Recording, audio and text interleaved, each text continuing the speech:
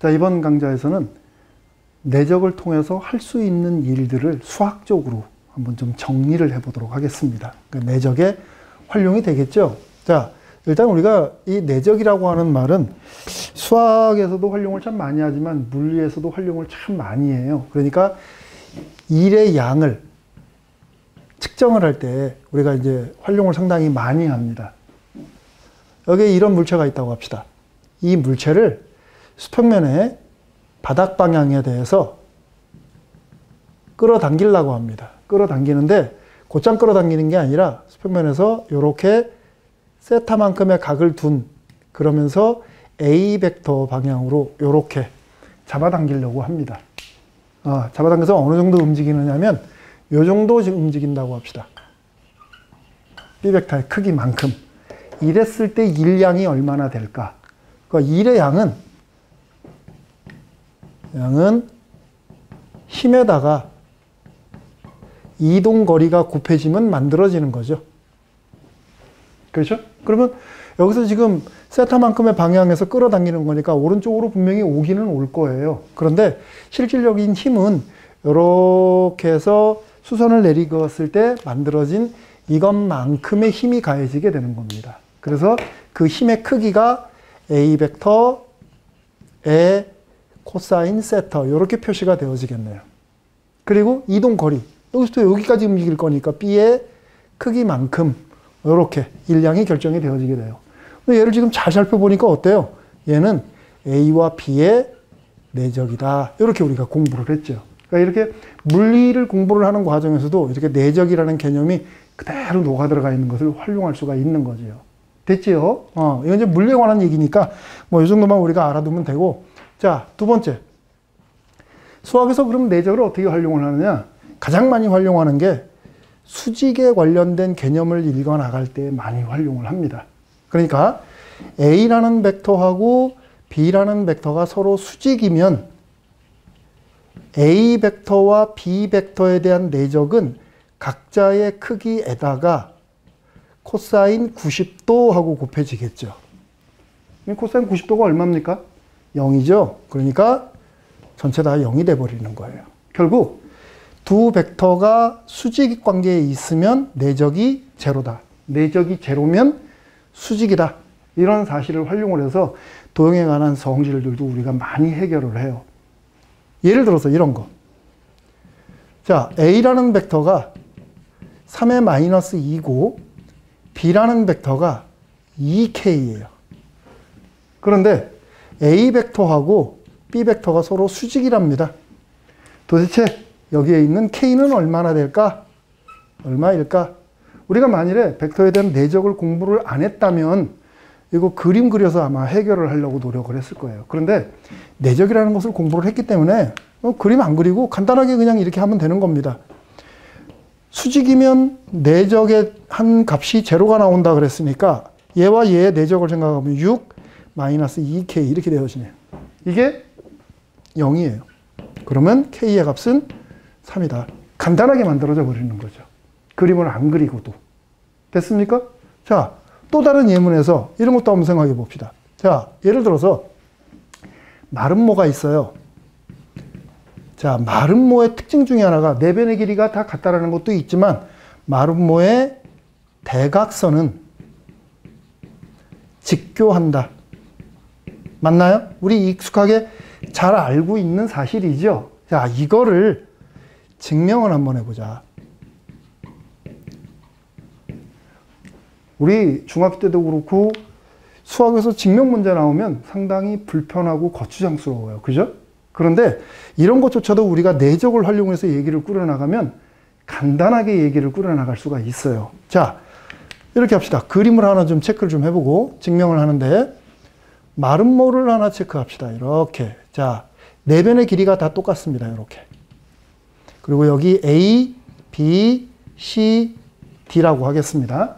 이때 우리의 목표가 뭐냐면 여기에서 얘하고 얘가 직교한다라는 사실을 보여줄 거예요. 그러면 증명의 목표를 세워야 되겠지. 자, 증명의 목표는 뭘까? 증명의 목표. 얘가 이렇게, 얘가 이렇게 벡터로 표시가 되어진다라고 하면 AC 벡터와 BD 벡터의 내적이 제로다 하는 게 증명이 되어지면 증명 끝나는 거예요. 맞습니까? 자, 우리 간편하게 하기 위해서 뭐 A, B, AC 다 쓰고 그러면 좀 불편하니까 이런 방향의 벡터를 A 벡터, 이 방향의 벡터를 B 벡터, 위치 벡터로 이렇게 명명합시다. 자, 그런 상태에서 AC 벡터하고 BD 벡터를 A, B 벡터로 표기를 하는 겁니다. 자, 그림에서 AC 벡터는 이 벡터하고 이 벡터 합이네. 그냥 간단하게 A 벡터 플러스 B 벡터. 그 다음 BD 벡터는 B에서 D로 가는 벡터니까 머리 쪽, 꽁지 쪽 먹고 이렇게 하자 그랬죠. B 벡터 마이너스 A 벡터입니다. B 벡터 마이너스 A 벡터니까 이렇게 써주고 이 둘의 내적을 생각을 할 거예요. 내적 이렇게 내적을 생각을 하면 어떻게 될까? 얘하고 얘하고의 내적을 생각을 하면 B의 절대치 제곱 마이너스 A 절대치의 제곱 이렇게 되어지는 거죠.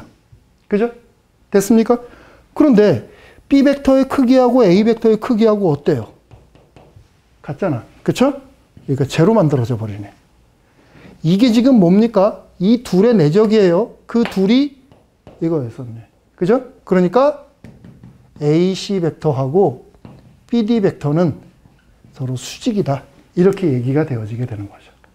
간단하게 증명이 돼버렸죠. 그죠? 왜 만약에 우리가 이런 벡터에 대한 개념을 이용을 안 했다면 대단히 복잡했을 거예요. 너무 쉽다. 요렇게. 자, 그 다음 또 우리가 내적을 활용하는 것 중에 하나가 뭐냐면 각을 계산할 때 내적 활용 많이 하죠. 그러니까 그것을 삼각형에다가 적용을 하면 삼각형의 형의 넓이를 계산을 할 때 또 내적을 활용해서 표현이 가능하다. 이렇게 합시다. 자, 삼각형 ABC를 줄게요. A, B, C. 내적 활용할 거니까 좌표 줍시다. X1, Y1, X2, Y2, X3, Y3. 자, 이렇게 삼각형 꼭지점들을 이렇게 표시를 했을 때 이 삼각형의 넓이를 내적을 이용해 가지고서 어떻게 표현을 할 건가?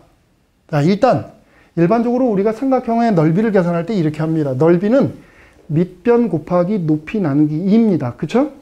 근데 만일에 여기 있는 각을 우리가 세타로 체크를 해준다라고 하면 넓이 S는 2분의 1 AC 곱하기 AB 그리고 끼인 각에 대한 사인 값 이렇게 계산을 해요. 그쵸? 우리가 벡터를 이용할 거니까 이렇게 벡터 이용하고 이렇게 벡터를 이용을 한다면 이렇게 되어지겠네요. 그죠? 조금 복잡하니까 이렇게 합시다. 우리 요거를 A 벡터라고 할게요.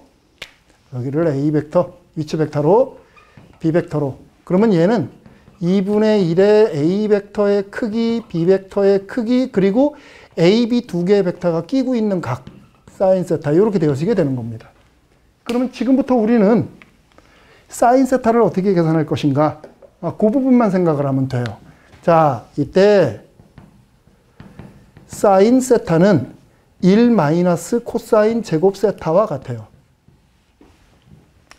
두 벡터가 이루고 있는 각을 내적을 통하면 코사인 값을 통해서 끼인 각을 구할 수 있다. 그쵸? 공식이 뭐였죠?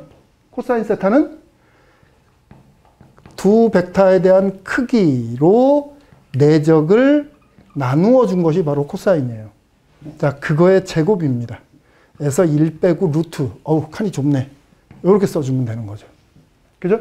정리하기 편하게 요 AB 절대치 밖으로 뺄게요. 그러면 절대치 AB 분의 1하고 여기에 제곱으로 가서 달라붙겠다. AB 크기의 제곱 빼기 AB의 내적의 제곱의 루트 이렇게 표시가 되어져요.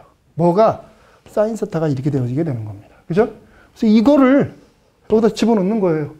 그러면 넓이 S는 이거 없어지네. 그러면서 2분의 1에 얘만 남겠다. 절대치의 제곱 마이너스 내적의 제곱 이렇게 되어지겠네요. 그죠?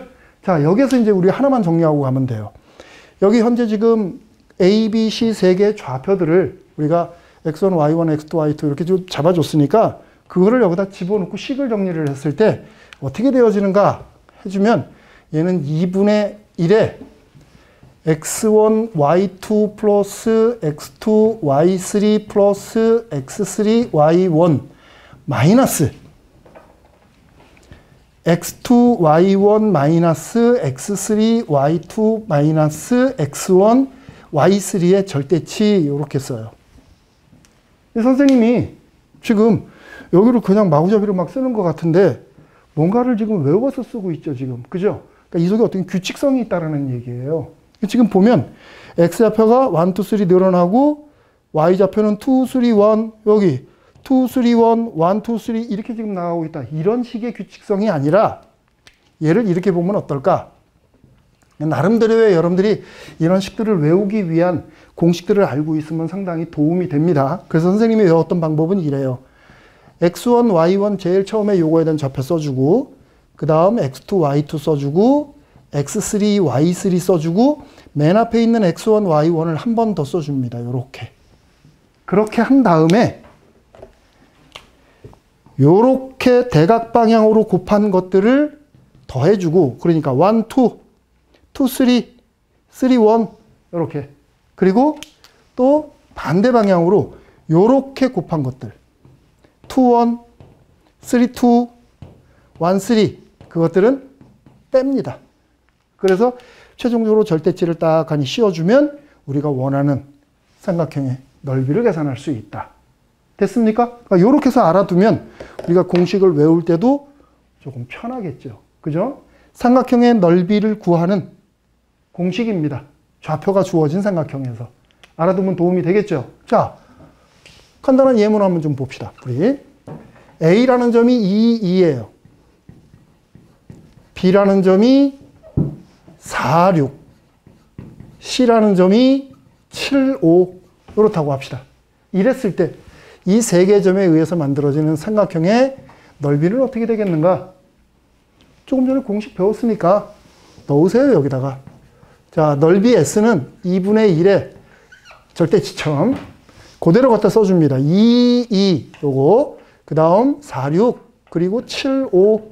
그리고 맨 앞에 쓴 거 한 번 더. 2, 2, 요렇게. 그런 다음에 2분의 1에 이렇게 곱해서 합.